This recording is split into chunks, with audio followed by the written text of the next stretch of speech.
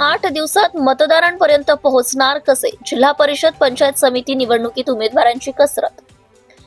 जिल्हा परिषद व पंचायत समितीच्या निवडणुका जाहीर झाल्या असून गुरुवारपासून उमेदवारी अर्ज भरण्यास सुरुवात झाली आहे.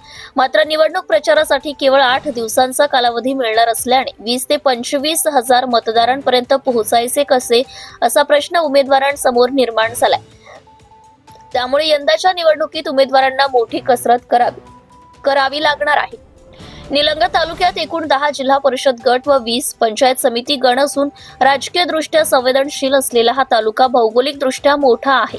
उमेदवारी अर्ज दाखल करण्याची मुदत 16 ते 21 जानेवारी पर्यंत असून 22 जानेवारी रोजी छाननी होणार आहे. अंतिम उमेदवारांची यादी व निवडणूक चिन्हे 27 जानेवारी रोजी जाहीर केली जाणार आहे. त्यानंतरच प्रत्यक्ष प्रचाराला सुरुवात होईल. मतदान 5 फेब्रुवारीला होणार असून प्रचारासाठी अवघे 8 दिवस उपलब्ध असणार आहेत. एका जिल्हा परिषद गटात 15 पेक्षा अधिक गावे समाविष्ट असल्याने प्रत्येक गावात जाऊन मतदारांशी थेट संपर्क साधणे अवघड ठरणार आहे. त्याचबरोबर राजकीय पक्षांच्या प्रमुख नेत्यांनाही गटनिहाय सभा घेण्यासाठी वेळेचे काटेकोर नियोजन करावे लागणार आहे. काही इच्छुक उमेदवारांनी मात्र आपली उमेदवारी निश्चित आहे या समजुतीने आतापासूनच प्रचाराला सुरुवात केली आहे. निलंगा तालुक्यातील 4 जिल्हा परिषद गट औसा विधानसभा मतदारसंघाशी जोडलेले असल्याने आमदार अभिमन्यू पवार व आमदार संभाजी पाटील निलंगेकर यांच्यात समन्वय ठेवणे सर्व पक्षांना गरजेचं ठरणार आहे. तसेच माजी मुख्यमंत्री शिवाजीराव पाटील निलंगेकर यांना मानणारा मोठा मतदार वर्ग या भागात असल्याने या मतदारसंघात काँग्रेसचा प्रभाव कायम असल्याचं चित्र आहे. निलंगा तालुक्यातील 10 जिल्हा परिषद गटांतील एकूण मतदार संख्या 2,39,792 इतकी आहे.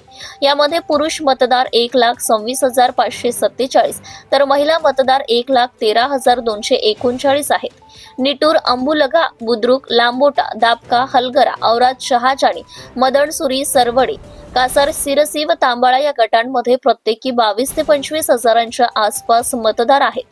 अल्पकालीन प्रचार, मोठा मतदारसंघ व तीव्र राजकीय चुरस यावेळी तीव्र राजकीय चुरस यामुळे यंदाची जिल्हा परिषद व पंचायत समिती निवडणूक. Subscribe now and press the bell icon. Never miss an update.